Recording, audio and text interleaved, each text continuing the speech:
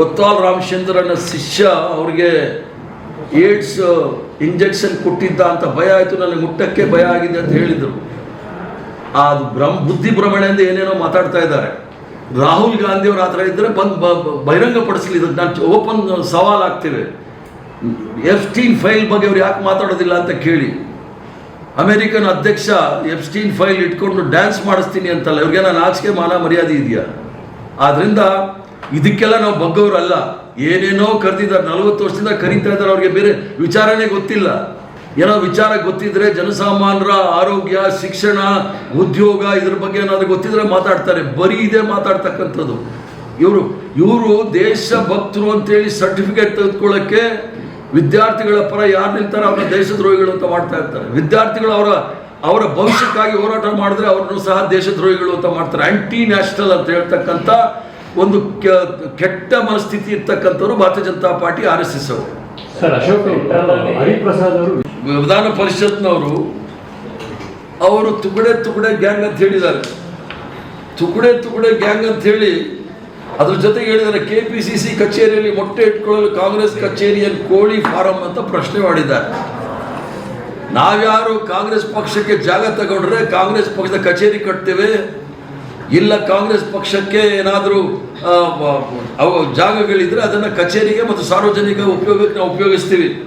ಇವ್ರ ಥರ ವಿದ್ಯಾಸಂಸ್ಥೆಗೆ ಜಾಗ ತೆಗೆದುಕೊಂಡು ದಮ್ ಬಿರಿಯಾನಿ ಮಾಡೋ ಹೋಟ್ಲ್ ನಾವು ಓಪನ್ ಮಾಡಿಲ್ಲ. ದಮ್ ಬಿರಿಯಾನಿ ಓಪನ್ ಮಾಡೋರಿಗೆ ಅವ್ರಿಗೆ ಕೋಳಿ ಮೊಟ್ಟೆನೇ ಜ್ಞಾಪಕ ಬರೋದು. ಹೋಟ್ಲ್ ಓಪನ್ ಮಾಡೋರಿಗೆ ಕೋಳಿ ಬಿರಿಯಾನಿನೇ ತಾನೇ ಬರೋದು. ರಾಹುಲ್ ಗಾಂಧಿ ಅವರು ವಿದೇಶಕ್ಕೆ ಹೋದ ಮೇಲೆ ಪ್ಲ್ಯಾನ್ ಮಾಡ್ಕೊಂಡು ಬಂದಿದ್ದಾರೆ, ಅದರಿಂದ ಮಾಡ್ತಾ ಇದ್ದಾರೆ ಅಂತ ಹೇಳಿ. ರಾಹುಲ್ ಗಾಂಧಿ ವಿದೇಶಕ್ಕೆ ಹೋದರೆ ಕೇಂಬ್ರಿಡ್ಜ್ ಯೂನಿವರ್ಸಿಟಿ, ಆಕ್ಸ್ಫರ್ಡ್ ಯೂನಿವರ್ಸಿಟಿ ಮತ್ತು ಹಾರ್ವರ್ಡ್ ಯೂನಿವರ್ಸಿಟಿ, ಇವರೆಲ್ಲ ಕಡೆ ಯೂನಿವರ್ಸಿಟಿನಲ್ಲಿ ಹೋಗಿ ಭಾಷಣ ಮಾಡ್ತಾರೆ. ನರೇಂದ್ರ ಮೋದಿ ಅವರು ಎಲ್ಲೋಗಿ ಭಾಷಣ ಮಾಡಿದ್ದಾರೆ? ಎಫ್ಸ್ಟೀನ್ ಫೈಲ್ ಅಂತ ಹೇಳಿದ ಮೇಲೆ ಇವರು ವಿದೇಶಕ್ಕೆ ಪ್ರಯಾಣ ಮಾಡೋದು ಏನಕ್ಕೆ, ನರೇಂದ್ರ ಮೋದಿ ಪ್ರಯಾಣ ಮಾಡೋದು ಏನಕ್ಕೆ ಅನ್ನೋದು ಉತ್ತರ ಕೊಡಬೇಕಾಗಿದೆ. ಅದಲ್ಲದೆ ಎಫ್ಸ್ಟೀನ್ ಫೈಲಲ್ಲಿ ಯಾವ್ಯಾವ ಹೆಸರುಗಳು ಬಂದಿದೆ ಅಂತ ಹೇಳಿ, ಅಲ್ಲಿ 94ನೇ ಇಸ್ವಿಯಿಂದ ಹೋಗ್ತಾ ಇದ್ದಾರೆ. ಎಂಥ ಚಪಲ ಇರಬೇಕು ಹೇಳಿ. ಅವನ ಅಮೆರಿಕ ಅಧ್ಯಕ್ಷ ಹೇಳ್ತಾನೆ, ನಾವು ಡ್ಯಾನ್ಸ್ ಆಡಿಸ್ತೀವಿ ನರೇಂದ್ರ ಮೋದಿಗೆ ಅಂತ ಹೇಳಿ. ಭಾರತಕ್ಕೆ ಅಪಮಾನ ಮಾಡಿರ್ತಕ್ಕಂಥವ್ರು ತುಕಡೆ ಗ್ಯಾಂಗ್ ಅಂತೇಳಿ ಯಾರು ಹೇಳ್ತಾರೆ ಅಂತ ಹೇಳೋಕೆ ಇಚ್ಛೆ ಬೀಳ್ತಾನೆ. ಅದ್ರ ಜೊತೆಗೆ ರಾಜ್ಯದ ಗಡಿಯನ್ನೇ ಕಿತ್ತು ಗಡಿ ಲೂಟಿ ಮಾಡಿದ ಕ್ರಿಮಿನಲ್ಗಳನ್ನೆಲ್ಲ ಸೇರಿಸ್ಕೊಂಡು ಇವ್ರು ನಮ್ಮ ಬಗ್ಗೆ ಮಾತಾಡ್ತಾರಲ್ಲ, ಕಾಂಗ್ರೆಸ್ ಬಗ್ಗೆ, ಇವ್ರಿಗೇನಾದರೂ ನೈತಿಕತೆ ಇದೆಯಾ ಅಂತ ಕೇಳಿ. ಅದಲ್ಲದೆ ನಿನ್ನೆ ಅವ್ರು ಹೇಳಿದ್ರು, ಅಶೋಕ್ ಅವ್ರು ಹೇಳಿದ್ರು, ನಾವು ಬಸ್ನ ನಿಲ್ಲಿಸಿ ಕಾಂಗ್ರೆಸ್ ಕಚೇರಿ ಮುಂದೆ ಹಲ್ಲೆ ಮಾಡಲಿಕ್ಕೆ ಪ್ರಯತ್ನ ಮಾಡಿದ್ವಿ ಅಂತ ಹೇಳಿ. ಅಲ್ಲಿ 3 ಬಸ್ಸಲ್ಲಿ BJPಯ ಶಾಸಕರನ್ನ, ನಾಯಕರನ್ನ ದಸ್ತಗಿರಿ ಮಾಡಿ ಕರ್ಕೊಂಡು ಹೋಗುವಾಗ ಕಾಂಗ್ರೆಸ್ ಆಫೀಸ್ ಮುಂದೆ ಯಾಕೆ ಒಂದೇ ಒಂದು ಬಸ್ ಬಂತು? 2 ಬಸ್ ಎಲ್ಲೋಗಿತ್ತು? ಪಾಕಿಸ್ತಾನಕ್ಕೆ ಹೋಗಿತ್ತ 2 ಬಸ್ಸು? ಆ ಒಂದೇ ಒಂದು ಬಸ್ಸು ಬೇಕಾಗಿ ಕಾಂಗ್ರೆಸ್ ಆಫೀಸ್ ಮುಂದೆ ಆ ಡ್ರೈವರ್ಗೆ ಧಮಕಿ ಹಾಕಿ ಈ ಕಡೆ ಡ್ರೈವ್ ಮಾಡಿ ಅಂತ ಹೇಳಿ, ಅಶೋಕ್ ಅವರು ಒಂದು ಜವಾಬ್ದಾರಿ ಸ್ಥಾನದಲ್ಲಿ ಇರ್ತಕ್ಕಂಥವ್ರು ಕಾಂಗ್ರೆಸ್ ಆಫೀಸ್ ಮುಂದೆ ನಿಂತ್ಕೊಂಡು ಒಳ್ಳೆ ವಿಲನ್ ಥರ ಅವರು ನರೇಂದ್ರ ಮೋದಿ ಹೆಗಲು ತಟ್ಕೊಳ್ತಾ ಇರ್ತಾರೆ. ಆವಾಗ ಸಬ್ಕೆ ಬಾರಿ ಏನೋ ಮೋದಿ ಬಾರಿ ಅಂದ್ಕೊಂಡೇನೋ ಅವ್ರು ಆ ಥರ ಇಲ್ಲಿ ತೋರ್ಸಕ್ಕೆ ಬಂದರೆ ಬಿಡ್ತಾರೆ. ಕಾಂಗ್ರೆಸ್ ಪಕ್ಷದ ಕಚೇರಿ ಇದೆ ನೋಡಿ, ಪ್ರತಿಯೊಬ್ಬ ಕಾಂಗ್ರೆಸ್ ಕಾರ್ಯಕರ್ತರ ರಕ್ಷಣೆಗೆ ನಿಲ್ತಕ್ಕಂಥದ್ದು ಜವಾಬ್ದಾರಿ ನಂದು. ಪ್ರತಿಯೊಬ್ಬ ಕಾಂಗ್ರೆಸ್ ಕಾರ್ಯಕರ್ತರ ಜವಾಬ್ದಾರಿ ಕಾಂಗ್ರೆಸ್ ಪಕ್ಷದ ಕಚೇರಿಯನ್ನು ಕಾಪಾಡ್ತಕ್ಕಂಥದ್ದು, ತ್ರಿವರ್ಣ ಧ್ವಜವನ್ನು ಕಾಪಾಡ್ತಕ್ಕಂಥದ್ದು ಇದ್ರದ್ದು ನಮ್ಮ ಜವಾಬ್ದಾರಿ. ಆದರೆ ಇಷ್ಟೆಲ್ಲ ಆಗ್ಲಿಕ್ಕೆ ಕಾರಣ ಇವರು ವಿಷಯಾಂತರ ಮಾಡಲಿಕ್ಕೆ ಪ್ರಯತ್ನ ಮಾಡ್ತಕ್ಕಂಥದ್ದು. ರಾಹುಲ್ ಗಾಂಧಿ ಅವರು ಹೋಗಿ ನರೇಂದ್ರ ಮೋದಿ ಅವರ ಮನೆ ಮುಂದೆ ಧರಣ ಮಾಡಬೇಕಂದ್ರೆ ಕಾರಣ ಏನು? ಅಲ್ಲಿರ್ತಕ್ಕಂಥ ವಿದ್ಯಾರ್ಥಿಗಳಿಗೆ ರಕ್ತ ಬರೋ ಥರ ಹೊಡೆದಿದ್ಯಾರು? ಸಾಕ್ಷಿ ಇದೆಯಾ ಸರ್? ನಾವು ಕಂಪ್ಲೇಂಟ್ ಕೊಟ್ಟಿದ್ದೀವಲ್ಲ, ಪೊಲೀಸರು ಕಂಪ್ಲೇಂಟ್ ಕೊಟ್ಟಿದ್ದೀವಿ, ತನಿಖೆ ಆಗಲಿ, ಆಮೇಲೆ ನಾವು ಸಾಕ್ಷಿ ಎಲ್ಲ ಕೊಡ್ತೀವಿ. ಅವ್ರ ಕಾರಲ್ಲಿ ಇದ್ದಿದ್ದು ಗ್ಯಾರಂಟಿ. ಅವ್ರ ಕಾರಲ್ಲಿ ತಲವಾರು, ಲಾಠಿ, ದೊಣ್ಣೆ ಎಲ್ಲ ಇದ್ದಿದ್ದು. ಇಲ್ಲಾಂದ್ರೆ ದಾರಿ ತಪ್ಪಿದ ಮಗ ಇಲ್ಲಿ ಯಾಕೆ ಬರಬೇಕು? ಅಂದ್ರೆ ತಲವಾರು ಇವೆಲ್ಲ ನಮ್ಮ ಪಕ್ಷದಲ್ಲಿ ಕಚೇರಿನಲ್ಲಿ ಇಟ್ಬಿಟ್ಟು ಇವ್ರ ಕಚೇರಿನಲ್ಲಿ ಇದೆ ಅಂತ ಹೇಳಲಿಕ್ಕೆ ಒಂದು ಪ್ರಯತ್ನ ಮಾಡಿದ್ದು. ಆಮೇಲೆ ಇನ್ನು ಕೆಲವರು ಆ ದೊಡ್ಡಮೂರಿನಲ್ಲಿ ಬಿದ್ದು ಓಡೋಗ್ಬಿಟ್ಟಿದ್ದಾರೆ, ಕಾರ್ಯಕರ್ತರ ಮೊಟ್ಟೆಗಿಟ್ಟೆ ಏಟ್ ತಿಂದು. ಮುಖ್ಯಮಂತ್ರಿಗಳು ಎಲೆಕ್ಷನ್ ಮೇಲೆ ಇಲ್ಲಿ KPCC ಮುಂದೆ ಬಸ್ ಬಂದಿದೆ ಅಂತ ಹೇಳ್ತಾರೆ.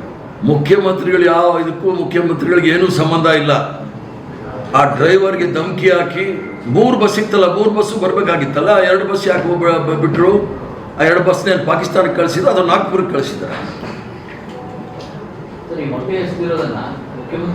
ದಾರಿ ತಪ್ಪಿಸ್ಕೊಂಡು ಕಾಂಗ್ರೆಸ್ ಆಫೀಸ್ ಕಡೆ ಯಾಕೆ ಬಂದರು? ಅಶೋಕನ ಕಾರಲ್ಲಿ ತಲವಾರು, ನಾಡ ಬಾಂಬು, ಪೆಟ್ರೋಲ್ ಬಾಂಬ್ ಎಲ್ಲ ಇತ್ತು. ಅದನ್ನು ಪೊಲೀಸರು ತನಿಖೆ ಮಾಡಬೇಕು. ಇಲ್ಲಿ ಗ್ಲಾಸ್, ಒಂದು ನೀರಿನ ಬಾಟ್ಲ್ ಗ್ಲಾಸ್ ಎಸೆದ್ರಲ್ಲ, ಅದರಲ್ಲಿ ಪೆಟ್ರೋಲ್ ಇದ್ದಿದ್ದಂಥ ಬಾಟ್ಲ್ ಅದು. ಇವನ್ನೆಲ್ಲ ತನಿಖೆ ಮಾಡಬೇಕು. ಇವ್ರು ಕಾಂಗ್ರೆಸ್ ಆಫೀಸ್ ಮುಂದೆ ಬಂದು ಕಾಂಗ್ರೆಸ್ ಪಕ್ಷದ ಮೇಲೆ ಪೆಟ್ರೋಲ್ ಬಾಂಬ್ ಹಾಕಕ್ಕೆ ನಾವೇನು ಬಿಟ್ಬಿಡ್ತೀವೇನೋ? ನಾವು ಬ್ರಿಟಿಷರ ವಿರುದ್ಧ ಹೋರಾಟ ಮಾಡಿರೋರು, ಬ್ರಿಟಿಷರ ಬೂಟ್ ನೆಕ್ಕಿದವರಲ್ಲ ನಾವು. ಆದ್ರಿಂದ ಇವರು ನಮ್ಮ ಕಾಂಗ್ರೆಸ್ ಪಕ್ಷದ ಕಾರ್ಯಕರ್ತರ ಬಗ್ಗೆ ಆಗಲಿ, ಕಾಂಗ್ರೆಸ್ ಪಕ್ಷದ ಕಚೇರಿ ಮೇಲೆ ಹಲ್ಲೆ ಮಾಡೋದೇನಾದ್ರು 23ರಲ್ಲಿ ರೈತರು 1 ವರ್ಷಗಳ ಕಾಲ ದೆಹಲಿಯ ಅದು ಸಿಂಗು ಬಾರ್ಡ್ರಲ್ಲಿ ಕೂತಾಗ 700 ಜನ ಪ್ರಾಣ ಕಳ್ಕೊಂಡ್ರು. ಇವತ್ತು ಸಹ ಅವ್ರ ಬಗ್ಗೆ ಒಂದು ಸಹಾನುಭೂತಿ ತೋರಿಸಿಲ್ಲ ಪ್ರಧಾನಮಂತ್ರಿಗಳು. ಇವರ ನಾಲಾಯಕೋ ಅಥವಾ ಕಾಂಗ್ರೆಸ್ ಪಕ್ಷದ ನಾಯಕರ ನಾಲಾಯಕ. ಆದ್ರಿಂದ ಜನಗಳಿಗೆ ತೊಂದರೆ ಆದಾಗ ವಿರೋಧ ಪಕ್ಷದ ಜವಾಬ್ದಾರಿ ಅದು ಜನಗಳ ಪರ ನಿಲ್ತಕ್ಕಂಥದ್ದು. ಆ ಕೆಲಸವನ್ನು ನಾವು ಮಾಡಿದ್ದೇವೆ. ಹೋರಾಟ ಎಲ್ಲಿವರೆಗೂ ಇರುತ್ತೆ ಅಂದರೆ ಆ ಒಂದು ಧರ್ಮೇಂದ್ರ ಪ್ರಧಾನ ರಾಜೀನಾಮೆ ಕೊಡಬೇಕು. ಮಕ್ಕಳ ಪ್ರಾಣ ಕಳ್ಕೊಂಡಿರ್ತಕ್ಕಂಥವ್ರಿಗೆ ಕಾಂಪನ್ಸೇಷನ್ ಕೊಡಬೇಕು. ಗಮನಕ್ಕೆ ತರಲಿಕ್ಕೆ ಇಚ್ಛೆ ಬೀಳ್ತೇನೆ. ವಿಧಾನಸಭೆಯ ವಿರೋಧ ಪಕ್ಷದ ನಾಯಕರು, ವಿಧಾನ ಪರಿಷತ್ತಿನ ವಿರೋಧ ಪಕ್ಷದ ನಾಯಕರು ಮತ್ತು ಭಾರತೀಯ ಜನತಾ ಪಾರ್ಟಿಯ ಅಧ್ಯಕ್ಷರು ಇವತ್ತು ಮಹಾತ್ಮ ಗಾಂಧಿಯವರ ಪ್ರತಿಮೆಯ ಮುಂದೆ ಪ್ರತಿಭಟನೆ ಮಾಡ್ತಕ್ಕಂಥ ವಿಚಾರದಲ್ಲಿ ಕೆಲವು ಹೇಳಿಕೆಗಳನ್ನು ಕೊಟ್ಟಿದ್ದಾರೆ. ಅಶೋಕ್ ಅವ್ರಿಗೆ ಏನಾಗಿದೆ ಅನ್ನೋದು ಗೊತ್ತಿಲ್ಲ. ವಿರೋಧ ಪಕ್ಷದ ನಾಯಕರು ಬಹುಶಃ ಕೊತ್ವಾಲ್ ರಾಮಚಂದ್ರನ ಶಿಷ್ಯ ಅವರಿಗೆ ಏಡ್ಸ್ ಇಂಜೆಕ್ಷನ್ ತಗಲಿಸಿದ ನಂತರ ಅವರಿಗೆ ಬುದ್ಧಿ ಭ್ರಮಣೆ ಆಗಿದೆ ಅಂತ ಕಾಡುತ್ತೆ. ಆ ಬುದ್ಧಿ ಭ್ರಮಣೆ ಆಗಿ ಅವರ ಭಾಷೆ ಪ್ರಯೋಗ ರಾಹುಲ್ ಗಾಂಧಿಯವರ ಬಗ್ಗೆ ಏಕವಚನದಲ್ಲೆಲ್ಲ ಮಾತಾಡಿ, ಅವರ ಅಜ್ಜಿ ಅವರ ಅಮ್ಮ ಅಂತೆಲ್ಲ ಮಾತಾಡಿದ್ದಾರೆ. ಕೆಲವು ನಾಯಕರು ಜಾಲಹಳ್ಳಿಯಲ್ಲಿರ್ತಕ್ಕಂಥ HMTಯ ಕಾರ್ಖಾನೆಯ ಒಂದು ಚಿತ್ರಮಂದಿರ ಇತ್ತು. ಕೆಲವು ಭಾರತೀಯ ಜನತಾ ಪಾರ್ಟಿ RSS ನಾಯಕರು ಅಲ್ಲಿ ಪಿಕ್ಚರ್ ಥಿಯೇಟರ್ನ ಟಿಕೆಟ್ನ ಬ್ಲ್ಯಾಕ್ ಮಾಡ್ತಾ ಇದ್ದವರೆಲ್ಲ ನಾಯಕರಾಗಿಬಿಟ್ಟಿದ್ದಾರೆ. ಅವರ ಭಾಷೆಯನ್ನೇ ಇವರು ಸಹ ಪ್ರಯೋಗ ಮಾಡ್ತಾ ಇದ್ದಾರೆ. ಇವರು ಮಾತಾಡೋ ಸಂದರ್ಭದಲ್ಲಿ ರಾಹುಲ್ ಗಾಂಧಿ ಅವರಿಗೆ ಏಕವಚನ, ಅವರಿಗೆ ದೇಶದ್ರೋಹಿಗಳು, ಇಂದಿರಾ ಗಾಂಧಿ, ಸೋನಿಯಾ ಗಾಂಧಿ, ಡಾಕ್ಟರ್ ಮನಮೋಹನ್ ಸಿಂಗ್ ಇವ್ರ ಬಗ್ಗೆ ಎಲ್ಲ ಮಾತಾಡಿರ್ತಕ್ಕಂಥ ಅಣಿಮುತ್ತುಗಳು ನೋಡಿದಾಗ ಇವ್ರಿಗೆ ಬುದ್ಧಿ ಭ್ರಮಣೆ ಆಗಿರೋದ್ರಲ್ಲೂ ಯಾವುದೇ ಸಂದೇಹ ಇಲ್ಲ. ಇವರ ಪ್ರಕಾರ ವಿಧಾನ ಪರಿಷತ್ತಿನ ವಿರೋಧ ಪಕ್ಷದ ನಾಯಕರು ಹೇಳ್ತಾರೆ, ನಾವೆಲ್ಲ ತುಕಡೆ ಗ್ಯಾಂಗ್ ಅವರು ಅಂತ ಹೇಳಿ. ತುಕಡೆ ಗ್ಯಾಂಗ್ ಅವರು ಆಗಿದ್ದರೆ ತಡೀಪಾರ್ ಅಮಿತ್ ಶಾ ಅವರು ಆ ವಿದ್ಯಾರ್ಥಿಗಳ ಬಗ್ಗೆ ಏನೋ ಅನ್ಯಾಯ ಆಗಿದೆ ಅಂತ ಯಾಕೆ ಹೇಳಕ್ಕೆ ಹೋಗ್ಬೇಕು? ನಡ್ಡಾ ಅವರು ಈ ತುಕಡೆ ಗ್ಯಾಂಗ್ ಅವ್ರನ್ನ ಯಾಕೆ ಮಾತಾಡಬೇಕಾಗಿತ್ತು? ಅದ್ರ ಜೊತೆಗೆ ಏನೋ ಭಾಳ ವಿಚಾರಗಳು, ದಿಲ್ಲಿಯ ವಿಚಾರದಲ್ಲಿ ಭಾಳ ಗೊತ್ತಿರೋ ರೀತಿ ಮಾತಾಡ್ತಾ ಇದ್ದಾರೆ. ಪ್ರಧಾನಮಂತ್ರಿಯ ಮನೆ ಸುತ್ತಮುತ್ತ ಅದು ಭಾಳ ಸೆನ್ಸಿಟಿವ್ ಸೆಕ್ಯೂರಿಟಿ ಏಜೆನ್ಸಿ ಅಂತ ಹೇಳಿ ಹೇಳಲಿಕ್ಕೆ ಇಚ್ಛೆ ಬೀಳೋದಿಲ್ಲ. ಸಾಯಂಕಾಲದೊತ್ತು ಅದು CCTV ಆಫ್ ಮಾಡಿ ಆ ಮನೆಗೆ ಯಾರು ಹೋಗ್ತಾರೆ ಯಾರು ಬರ್ತಾರೆ ಅನ್ನೋ ವಿಚಾರ ನಾನು ಮಾತಾಡೋದಿಲ್ಲ. ನಾನು ಸಹ ದೆಹಲಿಯಲ್ಲಿ 25 ವರ್ಷ ಇದ್ದಿದ್ದು. ಅಷ್ಟೊಂದು ಸೆನ್ಸಿಟಿವ್ ಪ್ರಧಾನಮಂತ್ರಿಗಳ ಮನೆ ಸೆನ್ಸಿಟಿವ್ ಅಂದಿದ್ರೆ ಸುಮಾರು 50 ವರ್ಷದ ಹಿಂದೆ 1975ನೇ ಇಸ್ವಿನಲ್ಲಿ ಭಾರತೀಯ ಜನತಾ ಪಾರ್ಟಿಯ ಅಗ್ರ ನಾಯಕ ಅಟಲ್ ಬಿಹಾರಿ ವಾಜಪೇಯಿರವರು ಇಂದಿರಾ ಗಾಂಧಿ ಅವರ ಮನೆ ಗೆರಾವ್ ಮಾಡಿ ಅವ್ರು ಹೊರಗಡೆ ಬರ್ದಂಗೆ ಮಾಡಬೇಕು ಅಂತ ಹೇಳಿದಾಗಲೂ ಇಂದಿರಾ ಗಾಂಧಿ ಅವರೇನು ಮಾತಾಡಲಿಲ್ಲ. ತದನಂತರ ತುರ್ತು ಪರಿಸ್ಥಿತಿ ತಡೆದಿರ್ತಕ್ಕಂಥದ್ದು ಜ್ಞಾಪಿಸೋಕೆ ಇಚ್ಛೆ ಬೀಳ್ತೇನೆ. ನಾವ್ಯಾರೂ ಸಹ ಅಂತ ಕೆಲಸ ಮಾಡಲಿಕ್ಕೆ ಹೋಗಿಲ್ಲ.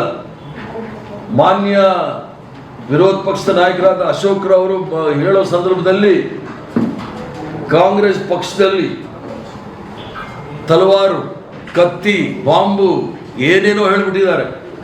ಅದಕ್ಕೆ ಕಾರಣ ಯಾರು? ನಾಲಾಯಕ್ ಶಿಕ್ಷಣ ಮಂತ್ರಿ.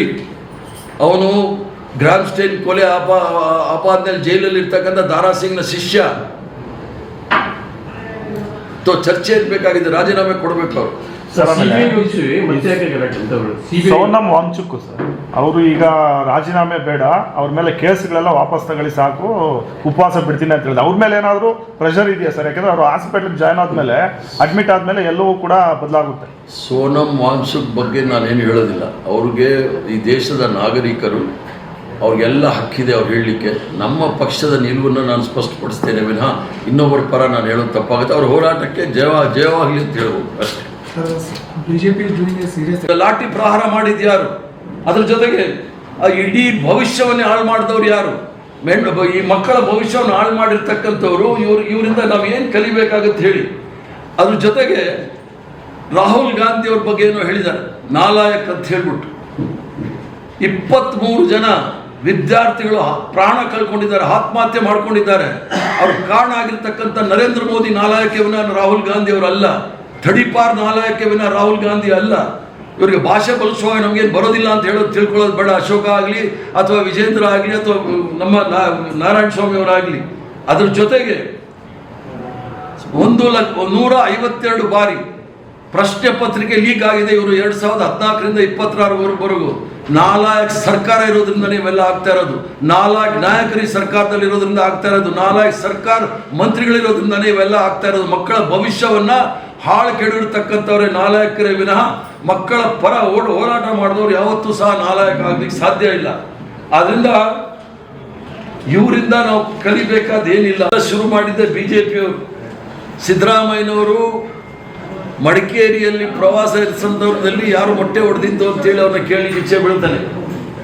ನಮ್ಮ ನಾಡಿನ ಜನಪ್ರಿಯ ಮುಖ್ಯಮಂತ್ರಿಗಳಾಗಿ whenever Narendra Modi goes abroad, he stuck it with the Epstein file. Mr. Donald Trump is blackmailing the Indian Prime Minister. It is a shame for 140 crore people of this country. And even Netanyahu, the Prime Minister of Israel, is blackmailing Narendra Modi. Yet they have no answer. They have no guts to say whether it is true or not. They are unable to answer Trump.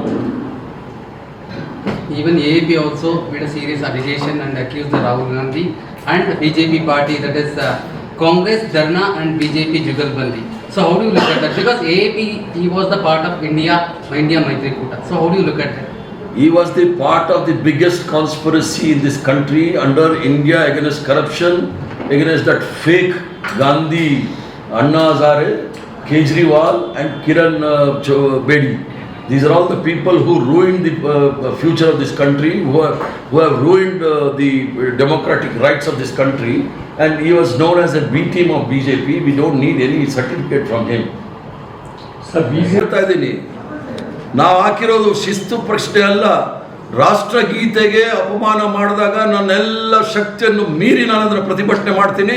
ಇವ್ರ ಥರ ರಾಷ್ಟ್ರ ಗೀತೆಗೆ ಅಥವಾ ತ್ರಿವರ್ಣ ಧ್ವಜಕ್ಕೆ ವಿರೋಧ ಮಾಡಿದ ಪಕ್ಷ ಅಲ್ಲ ನಮ್ಮ ಪಾರ್ಟಿ.